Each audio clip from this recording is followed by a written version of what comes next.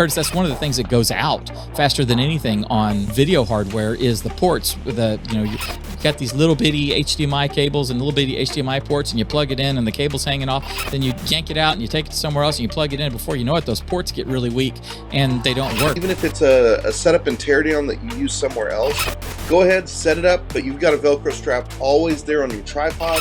Give a little bit of slack to those cables, tie them up with that.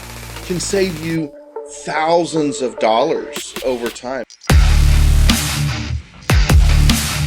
You know, if you're like most churches, you've got a lot of equipment, a whole bunch of stuff that you've had for many years, and at times it seems overwhelming when it's time to upgrade. You all want to upgrade. Of course we want to upgrade, but when you start looking at the 5, 6, 7 things that need upgrading, it can blow your mind. The cost is scary. Today, we're going to be talking about a few things that you can keep in mind when it comes time to upgrade. And we've actually got a process and a plan that will help you be able to have the latest and greatest equipment, but not break the bank and definitely not have that sticker shock. Welcome to the Church Media Creators Show. If we've not met, my name is Dave, and I am a church media creator. With me, as always, is my cohort, my partner in crime, the guy that tries to keep the budget under control himself, Curtis James.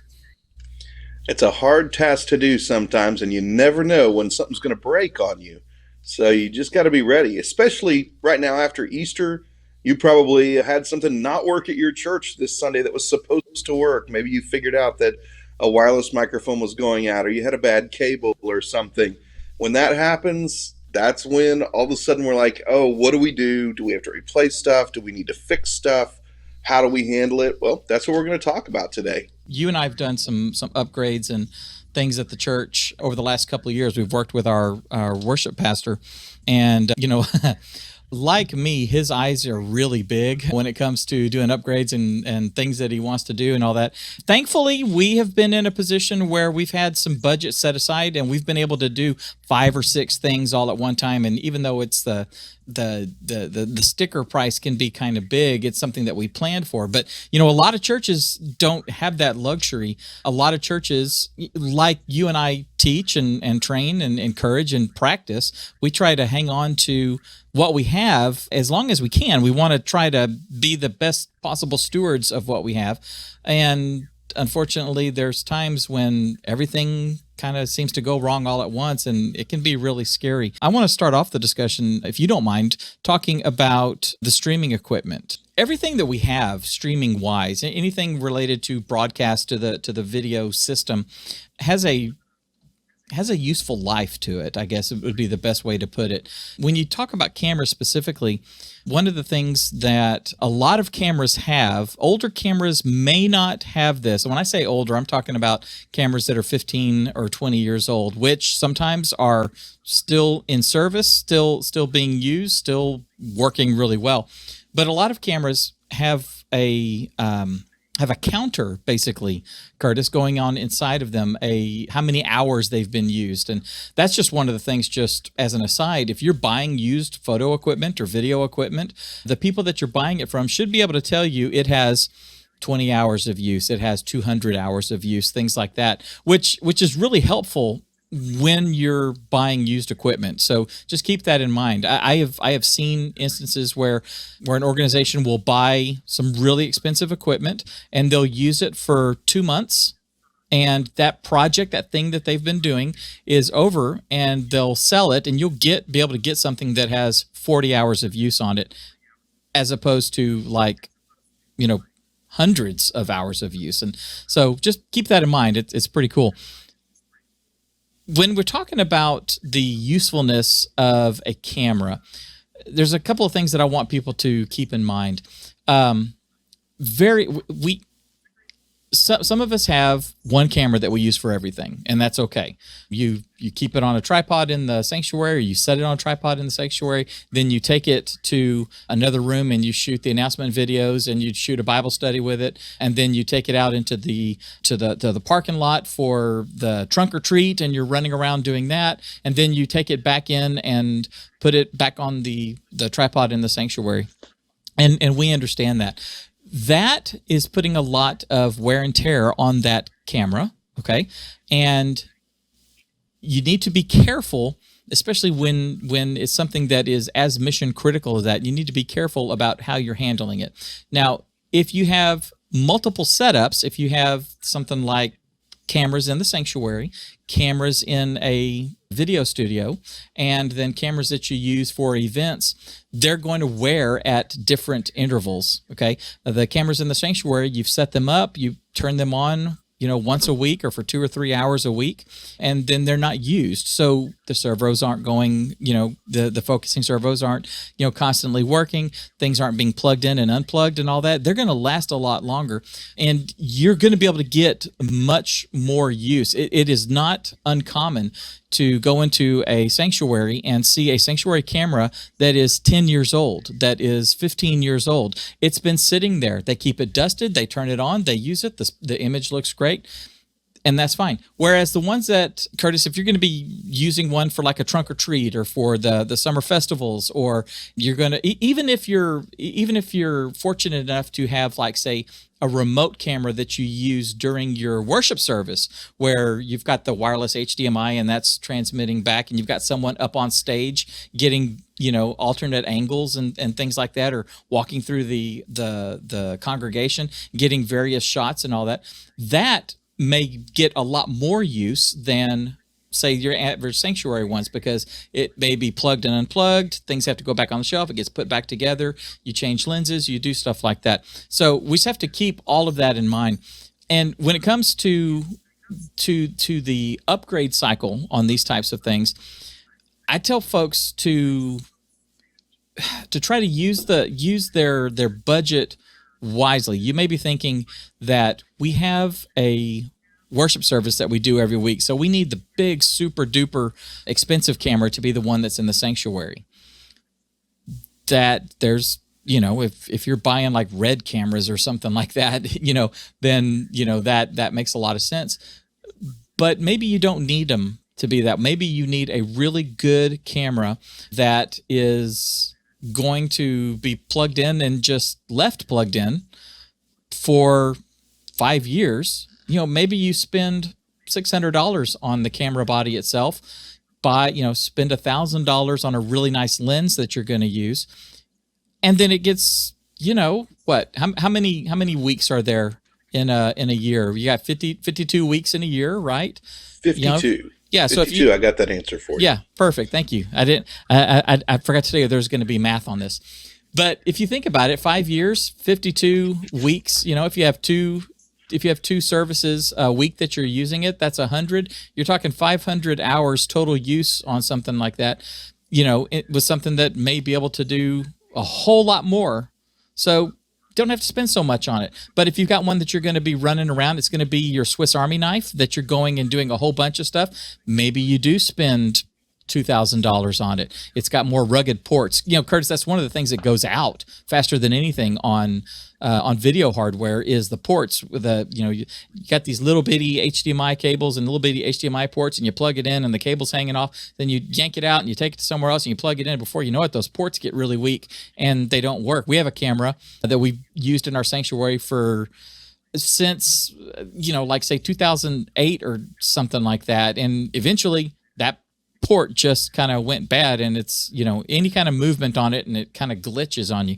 So they do go out. So just that's one thing right there, folks, that if you take a look at the equipment that you're using, let's talk the video equipment and the way that it's being used, allocate the funds in there so that the upgrade process doesn't have to happen as rapidly as it could, and you're not spending $5,000 on a camera every 2 years. Did I nail that one? Did I miss anything? Yeah, I think what you said about ports is so important. Just think about the things you plug into these cameras, and if you get a high-end camera, then a lot of times you can get something that has some substantial ports on it, and you'll plug in and it snaps into place and everything feels really solid.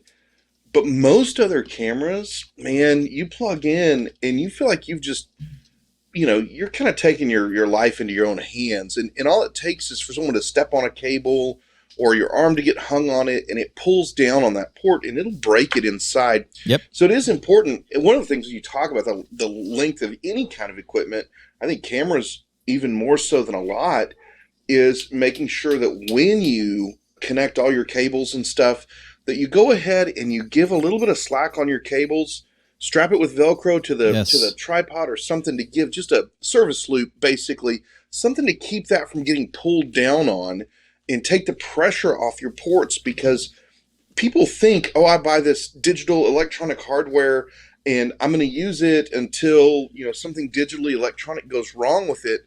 The truth is, it is the hardware that's going to break on you first. Right. The power plug port, the microphone port, the HDMI port, or the mini HDMI, which is a really always very tenuous little connection there.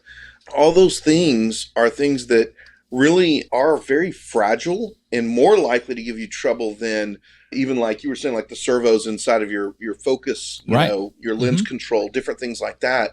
Those things can go bad, but normally they're not what goes bad. All of a sudden you can't plug it in because the power port's broken. That's right. So by taking and doing some cable management, you can extend the life of this equipment, any equipment really, but especially this equipment, by just having, even if it's a setup and teardown that you use somewhere else, go ahead, set it up, but you've got a Velcro strap always there on your tripod. Give a little bit of slack to those cables, tie them up with that, can save you thousands of dollars over time, because we want to replace equipment because it's the right time, not because we were careless with it in some way. And I think that's really dangerous. And it really kind of lends into one of the things I wanted to talk about, which is about some of our audio equipment in our sanctuary. That statement I just made about, not having to replace it because we aren't taking care of it makes me think of amplifiers. Yeah. If you have unpowered speakers, or you have powered speakers, you have amplifiers, whether they're built into your speaker or they're in a cabinet somewhere backstage or in your booth or whatever. And here's the problem. As churches, we turn these amplifiers on and we leave them on. We leave them on for weeks, months, years sometimes. And that becomes a real issue in the sense that we're not being good stewards at that point. Temperature is the enemy of your electronics, no matter what kind it is. And when we have an amplifier running, it's heating up, it's generating heat. It doesn't matter that you're not sending any signal through it. It's still generating heat. Now, I understand that if you have a powered subwoofer, it may have a threshold setting on it that actually powers down when it's not receiving signal. So that's different. But that's also something that's more common in your home stereos than it is in your pro audio, even though some of them do have this feature. And so don't believe that things are just going to power down because they're not receiving signal. Realize that your amps are running all the time, and you're shortening the life of those amps by years when this happens, okay? And those amps are going to cost you $400 each, $800 each, $1,500 each, depending on what it is. Or they're amplifiers built into your powered speakers that you're not turning off. Maybe those powered speakers are hung up overhead or something like that. Well, we don't get to the power switch.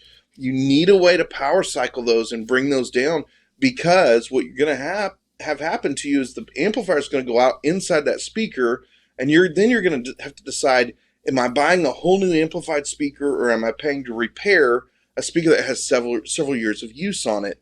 And usually, a lot of times, it's not worth repairing financially, so you end up having to even pay more than what it would cost to replace an amplifier. So that's a really important factor when you're considering how long equipment's going to last and how we should be replacing our equipment. First of all, are we taking care of our equipment? Do we put dust covers over our soundboards? Do we tie our cables up so we're not pulling down on ports on our cameras? Different things like that. That's about us being responsible with what God has given us, being good stewards of what God has given us. But I believe that this whole conversation is about that. So, continuing to talk about audio, we talked about amplifiers. What about speakers? Well, speakers, we treat them like they're bulletproof. Well, this speaker's 22 years old, still works. Yeah, you can take anything and it can be 22 years old and it can still work, but it doesn't work the way it did when it was new. Right. Okay. A speaker generates sound by vibration. It moves, right? We've all watched that speaker move. It moves, and as the speaker ages, it becomes more and more brittle and it moves less freely. Now, it can also rot and all kinds of things can happen to it. But just from a practical standpoint, a speaker that looks just fine, if it's 22 years old, it's probably not producing 50% of the quality of sound it was before, even disregarding the fact that technology's advanced so far that that speaker is a lot noisier than a new speaker is. And so you say, well, I don't notice the difference. Well, that's because you don't remember what it sounded like 22 years ago. Yeah. And so nobody does. And so we kind of don't notice the degradation that takes Right. place. It's like And so being when we're looking it's like being nose blind. speakers, what'd you say? It's like being nose blind. You know, Well, it is. you don't It is, you don't 'cause it's- recognize the you know that your feet stink because you're used to them stinking. Right. Yeah. And it's even true. I'll even mention the same thing in another piece of equipment in a minute that's the same way. So, as we navigate through looking at these things, considering our soundboard, how old's your soundboard? Well, you could have a 40-year-old Yamaha soundboard that's still working. That wouldn't surprise me. There's a lot of 40-year-old soundboards. I have this old Ross 12-channel soundboard. Now, Ross has been out of business for like at least 15 or 20 years now, right? And I own this amp, this mixer, and it works. Now, I don't want to use it for a lot of things because it's not a very good mixer. It wasn't when they made it. But when we're doing something outside or something, I can pull it out, hook it up. I'll loan it to people who need something because if they drop it off of a building and it breaks into 100 pieces, I really would be fine with that. It's not worth anything, but it works. Well, that's great, but that piece of equipment is not up to specs of anything that we're doing in our church, anything that we're using, our keyboard, our other equipment that we have. This soundboard would be insufficient to do anything we needed. So what you want to be able to do is you want to be able to look at these components and say, okay, well, how old are these components? I have a questionable how old it is, probably at least 35-year-old SM58 microphone. I still use it. I use Nice. it all the time. It's a great mic. I love that mic. It was the first microphone I ever bought when I was a teenager. Wow. And so, yeah, I bought it. It was all banged up, and it's still all banged up. And it was funny because it had gotten used up here at the church, and it kind of got thrown in with some other stuff. And I was like, oh, where's my mic? And I was digging through, and I found it, and I brought it home. And my son needed a microphone. Well, I have a few SM58s that I own, and most of them are newer, are nicer, newer, Right. within the last, at least 5 to 10 years. Right. And so I open it up, and he sees them, and I hand him one of the nicer, newer ones. He's like, "Oh no, I can take the old one. I don't want to take one of the newer ones." I was like, "No, the old one stays with me. We have a relationship here, and so I wouldn't let him take I'm like, that's mine. The Yeah. others, I don't care about. That one's my mic, and that mic actually doesn't sound the same as the newer ones. It does sound just a little different. The diaphragm doesn't move as freely as it used to, and things like that. But it sounds good, and it's a good microphone. So I say all of that because as we see our equipment age, we have two options. We can watch it age, and we can take the if it ain't broke, don't fix it mentality. Here's what happens if in audio and video in your church, if you apply the ain't broke, don't fix it mentality, you're going to go broke when you have to fix it because it's all going to start to come down on you at the same time. Oh, well, this board's still working. Well, it powered off 3 times this week on its own. Well, Right. that's okay. It stayed up for the whole service. But in the meantime, this dimmer pack's going out and the camera is going, the port on the camera's loose and everything starts to stack up. And then you find yourself having to spend an inordinate amount of money that your church is looking at you going, we can't spend that much. Or they look at you, oh, you're always asking for so much money. Well, if you look at your equipment and you say, wow, my speakers are 10 years old. Okay, if your speakers are 10 years old, you really need to be thinking, what would we want to replace them with? Because a speaker that's 10 to 15 years old is not performing the way it was before. Most people would tell you to do that between the 5 to 10 year range, okay? I say once you hit 7 years with a speaker, you need to be looking at it saying, we want to seriously consider replacing this piece of equipment. Doesn't mean you can't use it somewhere else in your church. Doesn't mean you can't sell it on eBay or donate it to a church start or something like that. But what it does mean is that if you just leave it and say, oh, I'll replace it when it breaks, then it tells you when it's getting replaced. You're not telling it. Now, you're leaving the equipment in control of the future of your technology. That's a dangerous thing to do. And so when you look at your soundboard and you say, well, we've got this analog soundboard that we've had since 1991. Okay, well, it still works. A great Allen and Heath board. Sure, it's really nice. No, it's time. It's time to make a replacement. And the worst part is, if you have a newer board, say you have a digital board, maybe you have a Gen 1 PreSonus 24-channel Studio Live board. It's a great board, by the way. I love that board. Yeah. But maybe you have Gen 1, it doesn't have motorized faders. If you have Gen 1, you can't interact with the app anymore or with any of the software. It doesn't support it anymore because the firmware updates have left it behind. Well, okay, that board is obsolete. And you say, well, you're talking about a board made in 1991. That's an analog board. Digital technology becomes obsolete much faster than analog technology. Yeah. All right. And so as you look at it, you've got to say, I've got a digital board. Okay, the life of that board, if you're going beyond 10 years, you're really pushing yourself. Now, if you look at an X32, for instance, they've been making those for quite a few years now, and they're still selling the X32. But still supporting it, still updating it. Yeah, it's just like a computer, though. At some point, it's not going to take the firmware updates. Yeah. At some point, you're going to get locked down with it. Don't let that happen. And it's going to start to become cantankerous. We had our soundboard that was over in our area where our youth and in our college ministry worship. It just would stop remembering presets and things. And I started to hear stories about what it was doing, and I'm like, yeah, we got to do something about this board. Well, it was still working, but we could wait for it to stop working, and then we have a problem. Or we could say, it's time to replace it. We've got to think ahead. And I think that that's the key of the whole conversation here is how are we being proactive instead of reactive? And I think that's what good stewardship looks like. If everything in our life is reactive, if we look and say, I know my car needs gas, but I'm going to wait for it to run out, and then I'm going to get gas in it. Well, people would think we were absolute idiots if we did that. Right. That's very irresponsible. No, I know I'm short on cash, but I'm going to wait until I get the thing that says my check bounced or my payment to my electric bill bounced, and so I can't pay it. No, we have to live proactive lives. I mean, even the Bible is clear about living proactive lives. And so as we serve our churches, we need to make sure we're being proactive, continually thinking ahead and saying, okay, whether it's a camera or a tripod or a cable run or a microphone or a soundboard or an amplifier, whatever, let's look at it and say, okay, we need to say we're replacing this year. Well, it's still working. Great. That's a good thing. It's still working. It's bad if it doesn't, right? And next year we're going to replace this, and next year we're going to replace this. And we put together a 5-year plan that at the end of 5 years, every piece of equipment in your booth is going to be replaced. And you say, well, that's ridiculous.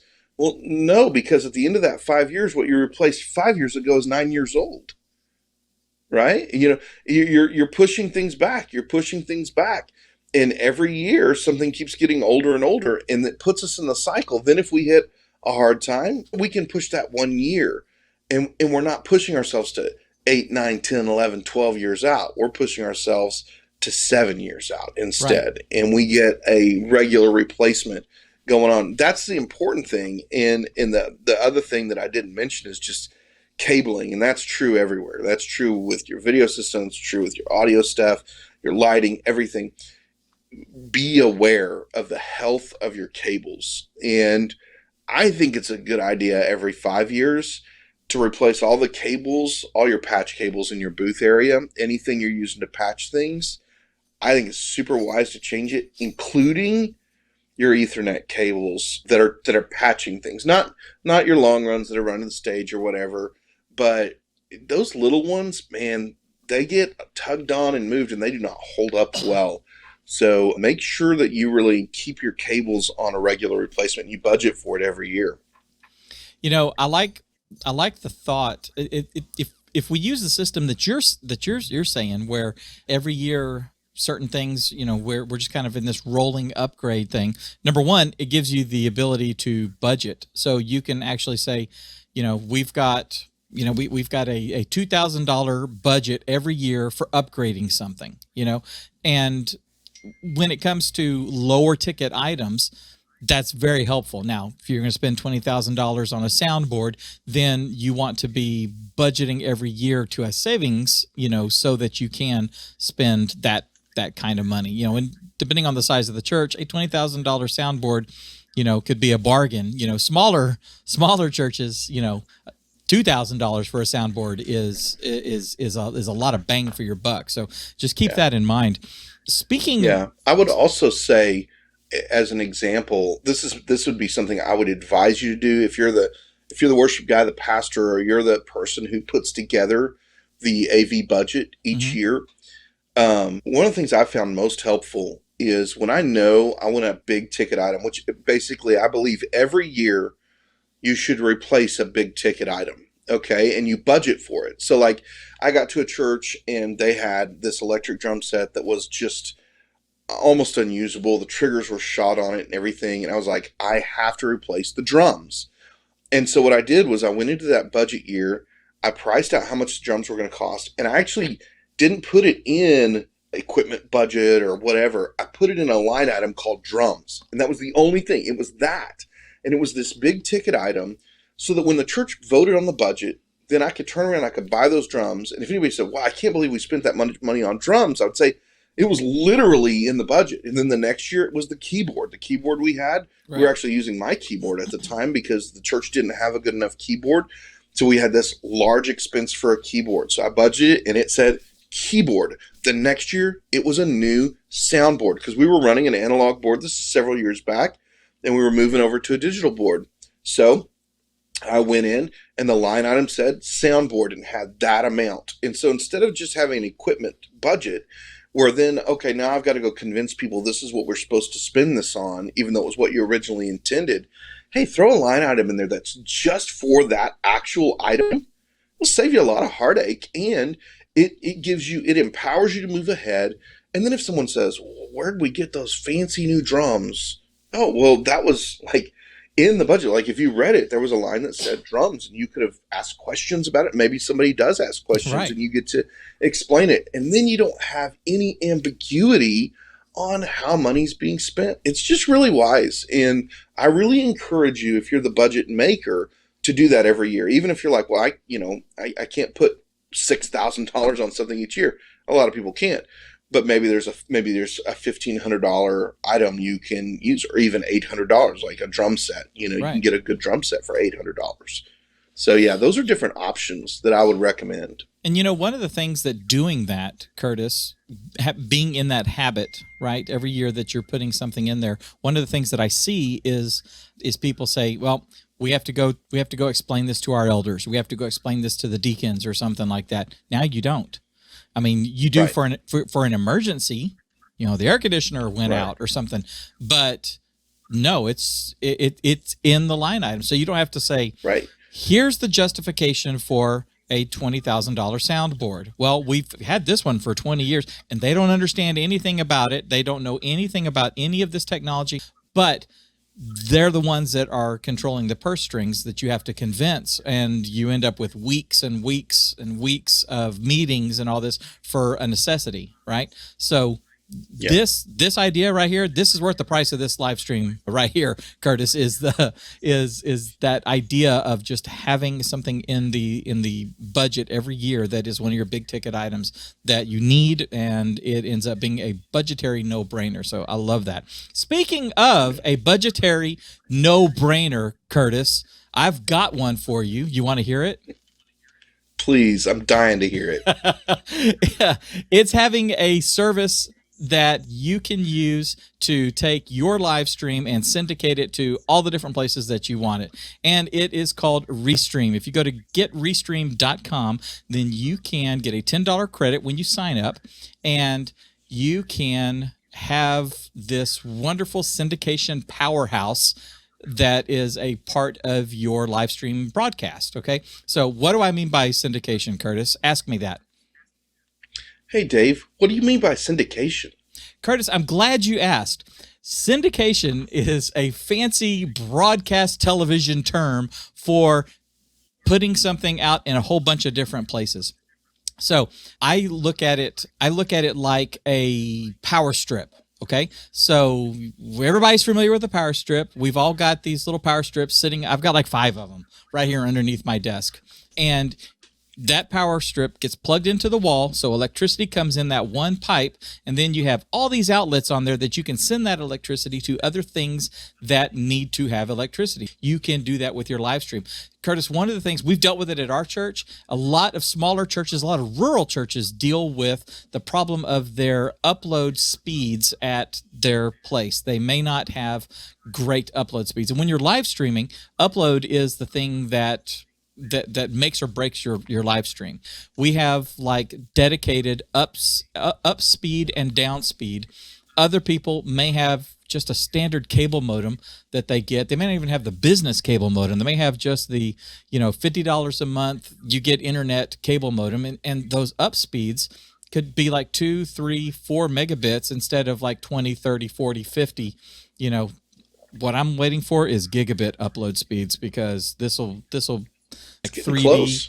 Yeah, it'll be 3D. Our live stream will be. We'll have smell-o-vision. We'll have. I mean, it's going to be amazing when we get to that. But anyway, what happens is that you have a very limited bandwidth. Now, if you've got, say, a Twitch channel or a Twitter stream or whatever that you want to stream to, you don't have the bandwidth to do it. With Restream, you do, because you send it to Restream. Restream then lets you plug in your Facebook account, your YouTube account. If you've got a Facebook private group, you can now put that in there. And so you can stream one time going out of your system into Restream, and then it goes everywhere that you need it to go. Really cool. GetRestream.com. If you sign up, you will get a $10 credit. And I can tell you that I have been using Restream here for our show since 2016, I want to say, or maybe 17, and we've been using it at the church since about 2017 or 2018, something like that. It is rock solid. I love it. Go to getrestream.com and you'll thank me. How about that? That was good. That was good. Thanks. I'm sure they will thank you. Yes. Will they thank you? Do people like email you or text you like, Dave, thank you for telling me to go to Restream? Do they really thank you? They should. If you're watching this and you want to say thank you, then you can leave a comment and say thank you. And if you do, I'll like print them out and like paper the wall in my bedroom or something with all these thank yous for people that are using Restream. I'll take a picture of it and we'll post it. That sounds kind of like when you look at your kids and you tell one of them, okay, tell the other one you're sorry. Yeah. And then they do it because they've been told to. Yeah. I think that's what the thank you is. Is it going to be genuine at this point? Or are you should be fishing for thank yous? I need genuine thank yous. Okay. So go out and make some genuine thank yous. Like, how do you tell that in the chat window though? It's like, it says thank you. Yeah. How do you know the heart of the person behind it? If they super chat, then we'll know. So if they do a super chat and say thank you, then we know that they mean it. Right? Okay, so you have your marching orders, everybody. Go to getrestream.com and then leave a super chat and say thank you. Okay, back to the show. No shame. Yes, no shame whatsoever. Shame no shame whatsoever. I'm a shameless marketer and a promoter. So of Restream. That's right. That's exactly right. Okay, so let's talk for a sec about projection equipment. Now, I know that's something that you harp on a lot, and for good reason. So I want you to talk to us about, number one, ways that we've been talking about being proactive, and that's huge. Being proactive, being good stewards of what we have, but then also how can we not suffer from a projector going out and us not having $2,000 or whatever for that wonderful laser projector that we need to replace now. Yeah. So projector maintenance is something that most people never think of. Yeah. We think, well, I hung that projector, it's 20 feet up in the air, hanging from some pole somewhere, and it hangs up there. I turn it on, it comes on. I turn it off, it goes off until the day it stops doing that. Mm-hmm. Well, there is a filter in your projector, an air filter, because heat is the enemy of your electronics. This is a theme, guys. So the air goes through the filter because, of course, if there's no filter, then the dust gets in there and creates even more heat. So the fan blows and it cools your projector, which makes your lamp last longer and keeps the overall temperature lower so that your equipment survives. But what happens is that filter becomes extremely clogged with dust because it's way up there, and everything that blows around in the room makes it up there at some point. And then the air doesn't pass through as well. The equipment heats up and your lamp goes out, your LED board burns up, whatever. And so that filter is supposed to be cleaned, honestly, every few weeks. You're supposed to be able to go up there and clean it out. And you may say, well, my projector's like up in the middle of nowhere. You have to rent That's a lift. one of the things we actually consider when we place projectors is maybe we should place it somewhere where we can get to it. And the filter's usually really easy. Usually a little door you open up, you take the filter out, go wash it out in the sink, dry it off. Don't put it back up there wet, please. Dry it off really good. Let it sit out and dry off, or use a hairdryer or something. Put it back in there, snap the door closed, you're done. You may have to get a lift. You may have to get a ladder or something, but you need to regularly clean the filter. Now, if you're having to rent a lift and you're spending $200 to rent a lift every time, I know what a pain that can be. Totally. So anytime you have a lift, anytime you're changing light bulbs in the room, whatever, go ahead and clean the filter any opportunity you get. But if your projector's somewhere where you can get to the filter, then clean the filter. It's easy. It's designed to be cleaned, and you want to keep it clean because it'll extend the life of your projector. I remember a church I served in many years ago, the first church I ever had installed projectors in. They had a pole from the ceiling that came down. It was like 12 feet long, and the projector was mounted at the end of the pole, and then it shined up on the wall. It was great, and it was wonderful. And then one day it just stopped working, just completely stopped working. And we were like, what happened? It was fine before. Well, I got up there, and you could tell there had been moisture on the top of the projector, or technically the bottom of the projector, that had seeped into the projector and basically burned out one of the circuit boards. And it was like, how in the world? There was no leak, there was no nothing. But what was happening is we had condensation forming inside of the pipe. And then it would drip on the projector, and it burned out the projector.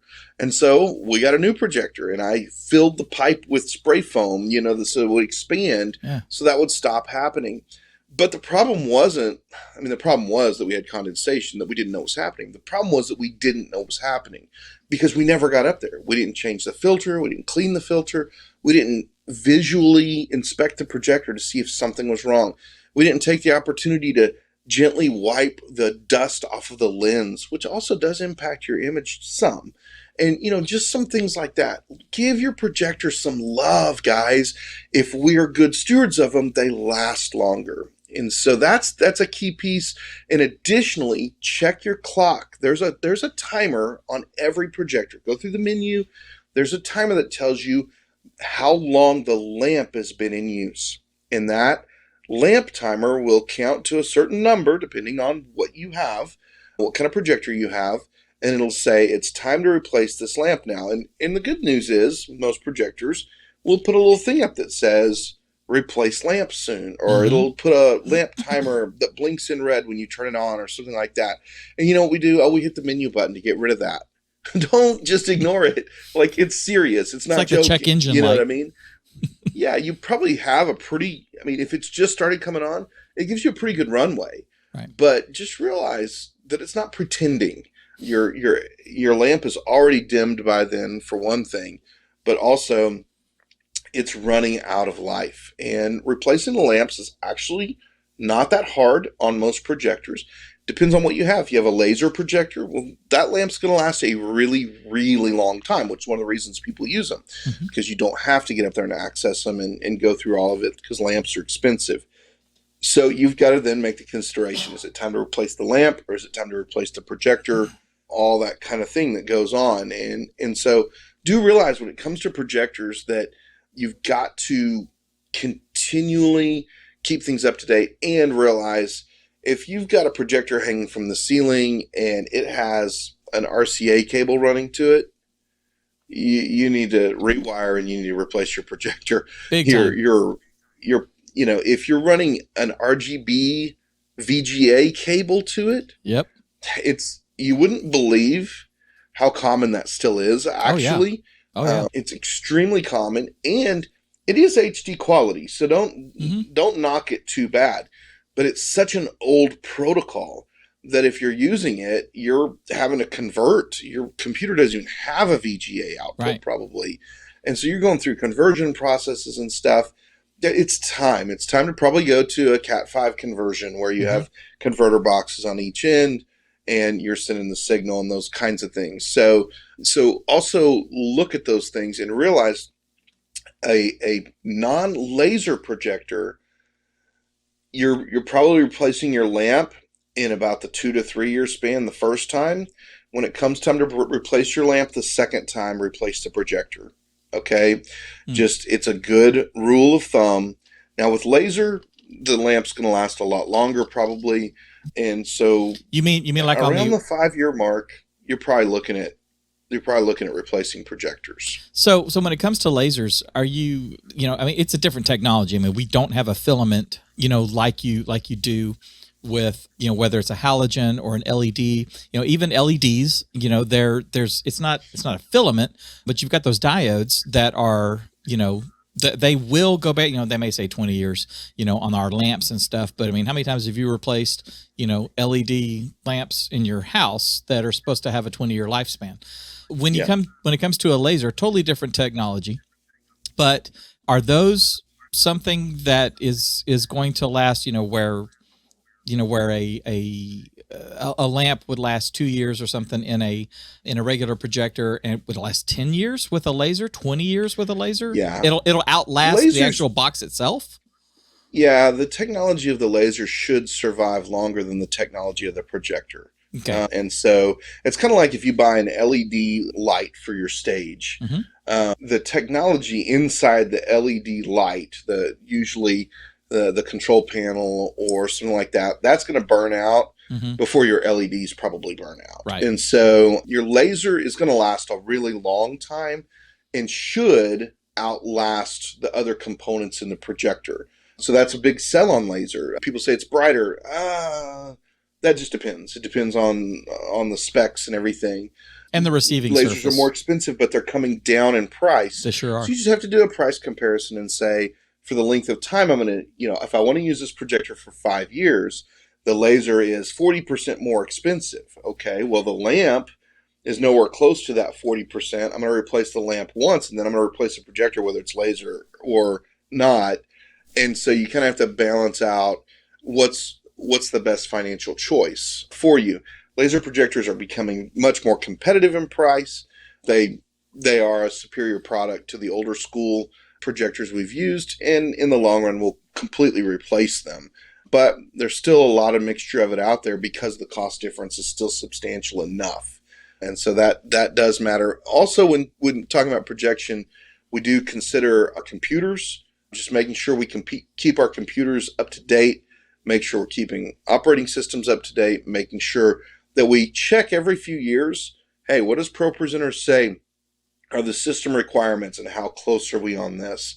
But also realize a 5 year window on a computer, that's even pushing it a little bit. As long as you've bought well on the front end, probably last you for 5 years, but by then you should be replacing the system. And so all of this equipment is great to put on a 5 year cycle. It really is. I'm glad you brought that up, because that kind of dovetails into the streaming computer, which is, we always tell people that if you've got your computer for your ProPresenter, your display computer, we'll call it, you need to have a separate one for your streaming computer, not using the same box to do it, because the person who's doing it now has split attention. I got to switch a camera over here, or I got to make the ProPresenter come up on the screen, but I've also got to change the lyrics, and I've left ProPresenter up too long, and so now I have, I forgot, and so the entire stream is nothing but ProPresenter. I mean, you've got all kinds of junk like that happening. So a dedicated machine for the task is the way we always tell people to go. Even if it is a lower end computer, you can still start doing your live stream and have two separate pieces of equipment. But let's talk about those computers for a sec, because what a lot of people don't realize is that you said the use of the computer is good for about 5 years or something. In general, yes, that is if you are continuing to upgrade your software to do things like that. Now, if your machine is cooled well, and a Mac Mini is not cooled well. Okay, it's just not. Everything is really tight. You got a laptop motherboard in there, and you've got a fan at the bottom, and you need to open it up and blow that fan out just like you would, any of the other fans that you need to do. You need to do that on all your computers, blow out the dust and stuff. But heat is going to do more damage, or can do more damage in a smaller form factor like that than it does, say, in a nice desktop system, a gaming computer or something like that, that has a CPU cooler on it, that has 2 or 3 fans in there that are pulling, it's making an air channel coming through there that is keeping things and the environment in there, keeping it at a really nice temperature, not like boiling, like some of the other things. So just keep that in mind. Now, you would be surprised at how, if it's properly maintained, how long a computer can serve you. I still have, it's an old Mac. I've given it to my daughter, but it's a Mac Pro 5.1. It was actually a 4.1, and there was a little BIOS hack that you could do to upgrade it to a 5.1 so that it could take the next operating system. And that ended up being obsolete operating system wise as far as Apple is concerned, but I was able to put Windows on it, and it's running Windows 10, and it's doing just fine, and she's gaming on it. The thing when it comes to live streaming, the thing that is important spec wise, hardware wise, is the processor and is the GPU, which is the graphics processing unit. Okay, so you may have a older computer, but if it's, say, an Intel i7, and say you have 16, 32, 48, 96 gigs of RAM, the RAM chips that you put in there, Curtis, that go in the slots. If you've got a lot of RAM and you've got a 5-year-old video card, pull that old video card out and spend $500 or $600. Video cards are expensive. And they're expensive for a reason, because when it comes to live streaming, to video processing, to doing, whether you're using ProPresenter or whether you're using vMix or OBS or Photoshop or Premiere or anything like that, the GPU, the graphics processing unit, there's like tons of little computers sitting on there, and you get a lot of performance out of there, a lot of performance. You take a lot of performance off of the system itself, off of the processor, and off of the memory because of what's going on inside the GPU. So a 5-year-old PC, you may be able to get 7 or 8 years out of it just by upgrading just the graphics unit. And now it's like a new machine. And there's an additional concept here. So when we say a five-year replacement window, so for instance, let's take ProPresenter computer, your projection computer. Mm-hmm. It's got to be your beefiest system. It does. It's got to be the beefiest system in your booth. It does a lot. As Dave said, your streaming computer is not as demanding as a lot of people think it is. Right. Now, you need something that can handle it, but if you've got, say you put a new ProPresenter computer up there, and so now we're looking at, several years down the line, okay, it's time to replace this. Well, that computer probably might not be good enough to become your streaming computer at that point, but it might be if you did some upgrades, but it certainly could become your lighting computer. And so you're now taking something and you're moving it down the line, and you're replacing the high demand system, and then you're bumping them down. And it may be that you say, well, then we're going to replace our ProPresenter computer every 3 years, because then that means it bumps down to our streaming computer. Our streaming computer bumps down to our lighting computer. And so you end up getting, 7, 8, 9 years out Absolutely. of the system in the Yep. long run. It's just multitask to a different job. Right. And it's good to think about that when you buy. If I buy something good enough, then it can continue to be used in other ways after we're done using it for this first specific purpose. So Absolutely. that's a good rule of thumb when it comes to computers.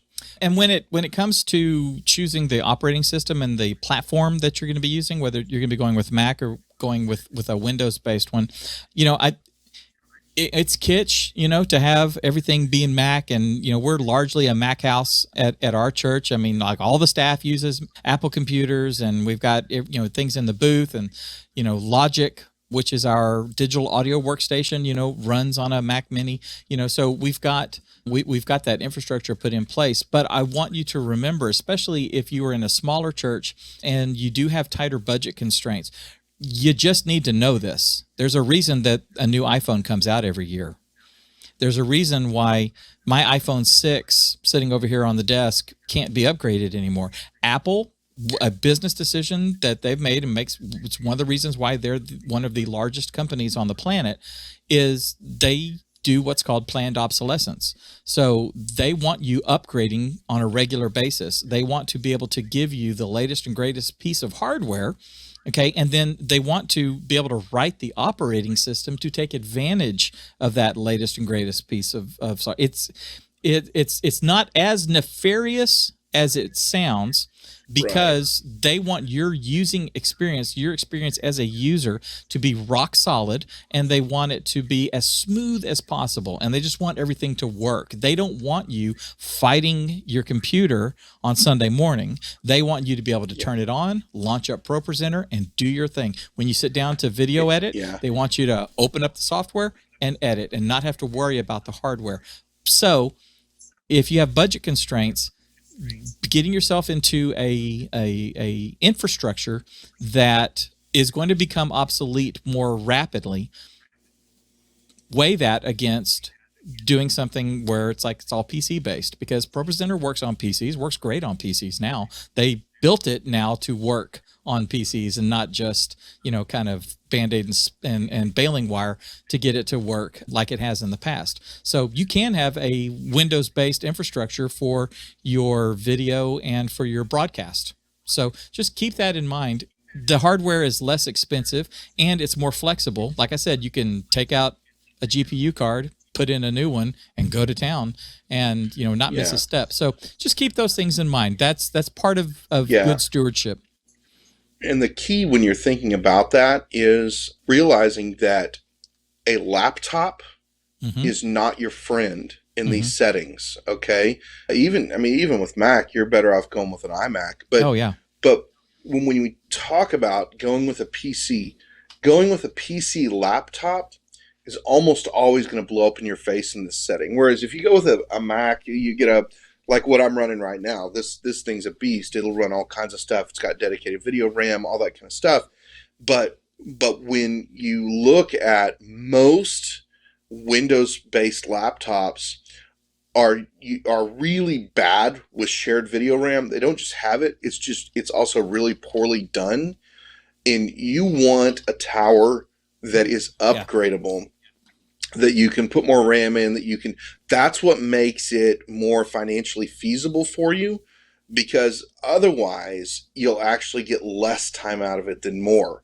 So stay away from the laptops in your booth when you're talking about Windows-based stuff, PC-based stuff. Right. Do a tower, because then the flexibility helps you a lot financially. So definitely factor that in. Don't go buy a really nice laptop, because it's liable to not last you near as long. Right. And that can really be bad. Now, again, if you have budget constraints and you're trying to build as you go, that's not to say don't bring your laptop from home to get started. That's okay. But don't make that the cornerstone of the broadcast experience. Okay. Plus, It needs to be just something, we're using my laptop. We're going to use it for 6 months while we set aside, $2,500 to buy this really great, desktop little monster that we're going to use that we will now be able to use for 5 or 6 years without missing a step. So just keep that in mind. Yeah. Guys. And that's the key as we walk through this. The key is making sure that we're planning ahead, that we're budgeting ahead, that we're always ready on the front end. And we're saying, hey, next year we're going to spend $800 on this. Next year we're going to spend $1,000 on this. In 2 years we're going to buy new speakers. In 5 years we're going to be buying a new soundboard. In 4 years we're going to buy a new Pro Presenter. Put yourself on a schedule that acknowledges these things, and then explain it to people as you're budgeting each year. By increasing your yearly budget, you say, look, it keeps us from having to spend $12,000 or $15,000 at once. We're going to spend, $10,000 over the next 5 years, and we're going to spend it $2,000 at a time. We're going to eat this elephant a bite at a time, which I don't know why we use that illustration, because I've never actually eaten an elephant. I've never met anybody that's eaten an elephant. It's good sautés. Particularly appetizing. I don't know, but it's big. And so don't go eat elephants. It's probably illegal. Probably. Actually, I bet that's illegal in most countries. It should be illegal in We have a lot of viewers in Africa and stuff. We help True. a lot of churches over there and stuff. We're just playing. We don't eat elephant. Well, you guys may want to tell us, like, is elephant good, or do you eat it? I really don't know. Caribou. That's what we like. I'm caribou. Oblivious. Yeah. Like moose. I've Yes. eaten moose before. Elk. Yes. You can eat the moose one bite at a time, right? That's much better. Moose. They're not protected. And so, or they're not as protected, or you can hunt them legally. They deserve it. Yeah. This has devolved into an entirely different conversation, guys. But what it comes down to is making sure you plan ahead and you communicate it. If you do that, then you can solve so many of the problems that you can face. Head that stuff off at the pass. Be ready. Be proactive. Be good stewards. Put it all together. That's what we're talking about. So let's go do it right now. And if you want to know more about everything we're talking about, you can click on this video right here. It's great information that you're going to be able to use. Remember, we're always here with you, and we're here to help you. Thanks for joining us. Have a great day.